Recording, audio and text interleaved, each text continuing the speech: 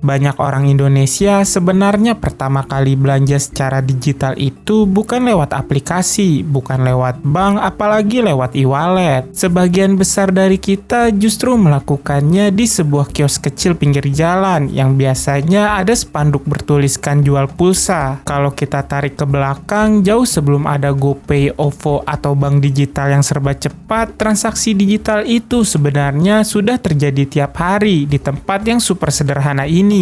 Ya, apalagi kalau bukan konter pulsa. Di tempat inilah jutaan anak Indonesia belajar transaksi digital untuk pertama kalinya. Mulai dari beli pulsa, paket data, lagu-lagu MP3, nada dering, sampai nyari game Java buat HP jadul. Bahkan sampai sekarang pun konter pulsa masih jadi andalan kita kalau mau top up game online. Nah, dalam video kali ini kita bakal ngebahas gimana kebiasaan kita di konter pulsa dulu sebenarnya jadi awal mula ekonomi digital di Indonesia.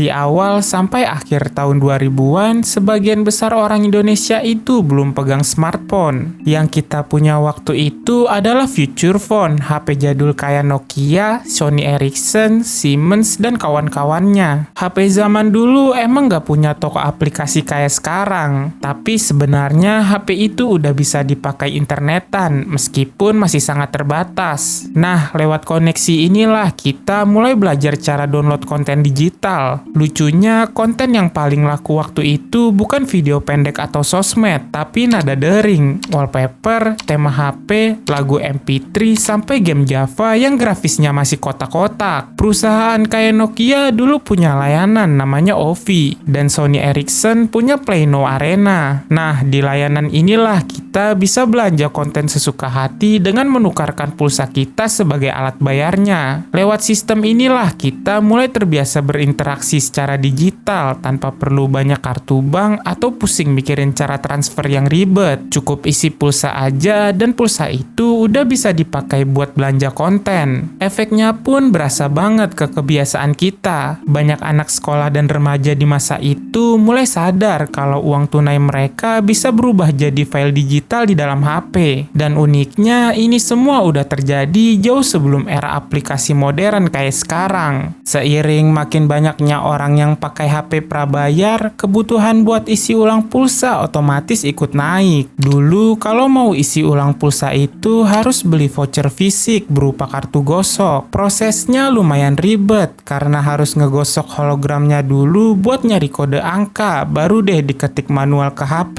Cara ini emang makan waktu dan kurang praktis. Sampai akhirnya muncul sistem pulsa elektrik yang jauh lebih simpel. Kita udah nggak perlu lagi beli voucher fisik, cukup datang ke counter dan sebutin nomor HP. Nanti penjualnya yang bakal kirim pulsanya langsung. Perubahan inilah yang bikin bisnis counter pulsa tumbuh serba cepat. Apalagi modalnya relatif kecil tapi permintaannya tinggi. Alhasil counter pulsa mulai bermunculan di mana-mana. Gak cuma ada di kota-kota besar, tapi sampai ke pelosok desa pun ada. Buat kita, counter pulsa akhirnya jadi bagian dari pemandangan sehari-hari. Mau di komplek perumahan, sekolah, pasar, sampai pinggir jalan raya, pasti ada aja setidaknya satu counter pulsa yang berdiri. Dampaknya ke ekonomi lokal juga beneran nyata. Banyak keluarga yang dapetin penghasilan dari usaha kecil ini, dan gak sedikit juga anak muda yang mulai belajar dagang pertama kali dari jualan pulsa. Seiring berjalannya waktu, fungsi counter pulsa itu makin berkembang. Mereka nggak cuma jualan pulsa, tapi juga mulai jualan paket data internet. Waktu internet seluler mulai terjangkau, banyak orang yang akhirnya bergantung ke counter buat beli kuota karena belum terbiasa beli paket lewat aplikasi. Makanya cara paling gampang buat mereka ya tetap datang langsung ke counternya. Selain itu, banyak counter juga mulai melayani berbagai pembayaran tagihan, mulai dari isi token listrik sampai bayar layanan lain. rekeningnya. Buat masyarakat yang belum punya rekening bank, konter pulsa inilah yang jadi jembatan utama mereka ke dunia digital. Orang-orang jadi bisa akses layanan modern tanpa harus pusing memahami teknologi yang rumit. Alasannya simple, karena banyak orang kita itu lebih nyaman ngobrol langsung sama penjualnya daripada harus ribet ngoperasiin aplikasi sendiri. Hal ini bikin konter pulsa berubah fungsi jadi pusat layanan digital versi mini yang bentuknya cuma kios sederhana tapi lokasinya deket banget sama rumah warga. Begitu smartphone mulai populer di Indonesia, cara kita menikmati konten digital juga berubah. Orang-orang gak cuma download nada dering atau game Java lagi, tapi udah mulai main game online kayak Mobile Legends, Free Fire, sampai PUBG Mobile. Di dalam game ini kita bisa beli berbagai item digital buat bikin pengalaman main jadi lebih seru. Masalahnya banyak pemain, terutama anak sekolah, yang gak punya akses ke pembayaran digital atau rekening bank sendiri. Kondisi inilah yang akhirnya bikin konter pulsa kembali jadi andalan buat beli voucher atau sekedar top up kebutuhan gaming secara instan. Layanan ini laku keras karena prosesnya simple banget. Pemain cukup datang ke counter, sebutin ID game mereka, terus bayar pakai uang tunai. Nanti si penjual yang bakal kirim item atau diamondnya ke akun kita. Hal inilah yang bikin konter pulsa tetap relevan sampai sekarang,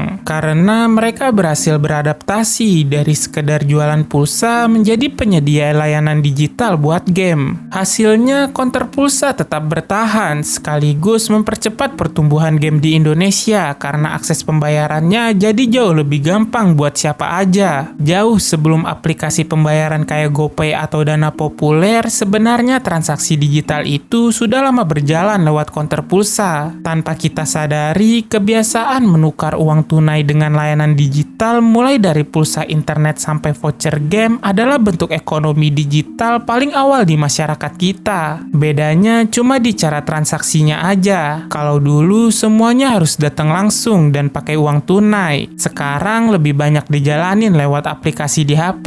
Tapi secara fungsi, konter pulsa sudah lebih dulu menjalankan peran yang sama, yaitu jadi jembatan buat masyarakat yang pengen menikmati layanan digital. Memang sejak aplikasi digital menjamur, konter pulsa harus menghadapi persaingan ketat yang bikin jumlahnya nggak sebanyak dulu. Tapi menariknya, mereka nggak hilang sepenuhnya. Sebagian besar justru bertahan karena mereka punya keunggulan yang nggak dimiliki aplikasi. Tapi kalau dipikir-pikir, kenapa sih orang masih ke counter padahal di HP sudah ada aplikasi? Jawabannya sederhana, karena konter pulsa itu deket dan praktis. Banyak orang yang masih lebih nyaman bayar pakai uang tunai daripada harus ribet urus saldo digital atau transfer bank. Faktor manusia inilah yang nggak bisa digantikan sama aplikasi. Di counter, pelanggan bisa tanya-tanya langsung kalau ada kendala, atau sekedar ngobrol singkat sambil nunggu transaksi berhasil. Alhasil, meskipun layanan digital terus menjamur, kehadiran konter pulsa tetap relevan karena sudah jadi bagian dari kebiasaan sehari-hari masyarakat kita. Memang saat ini banyak orang yang sudah pindah beli pulsa atau top up game lewat aplikasi, tapi konter pulsa nyatanya belum benar-benar hilang. Mereka masih ada dan terus beradaptasi, mulai dari jualan token listrik sampai jadi agen pembayaran berbagai tagihan. Meskipun jumlahnya nggak sebanyak dulu, konter pulsa tetap punya peran penting. Mereka adalah saksi hidup perjalanan ekonomi digital di Indonesia. Dari era nada dering, MP3, dan game Java sampai ke era diamond dan skin modern, semuanya pernah melewati meja konter pulsa. Itulah sebabnya konter pulsa bukan sekedar kios kecil di pinggir jalan. Mereka adalah bagian penting dari perjalanan digital kita yang sampai hari ini masih terus bertahan dan setia melayani kebutuhan kita. Jika kalian tertarik dengan video seperti ini dan ingin tahu kalau BlackBerry Messenger pernah down dan bikin dunia panik, kalian bisa klik thumbnail yang muncul di layar. Terima kasih sudah menonton video ini. Jangan lupa untuk like, share, dan subscribe channel ini, dan sampai jumpa beberapa saat lagi.